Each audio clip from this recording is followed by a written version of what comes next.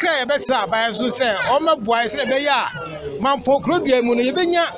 one district one factory na ado aye o mampani aye se o ye de ama district bia no wodi bia be pie mampa se aye tailor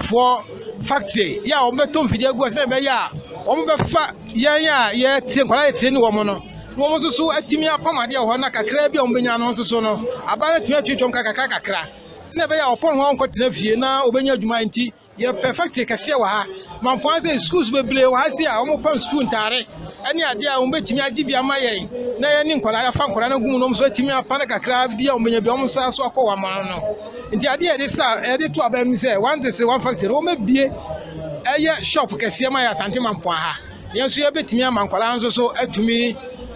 anya adwuma aye no omo so nsa akọ ma no schools no omo ni ukwa omo si ye wo bi a wo ye mampo kodua no ye omo ma bi pam no aside kumasi ene nkrane ade wo ya omo si wo sika wo de ye ne se wo akọprente eso ye hyase kakra eso ye beko enim ye eso ye timi akomplete entima no bi di aba eno na ya ade ha ye nti eseze ngo omo enhye bibia asema ye se factory nya bade a na ye wo mu ne ye adwuma kakra so a ebeko yenim ama ye timi akọprente entima no bi ni aba bepam enti ye hye bibia se kakra ebetumi ama ya koya nim Roma say schools bebre so school tani nyina no omo pam no outsiders nti yes abai say ye hia factory a ebetumi aboa ya ma edwumaje na timi akoso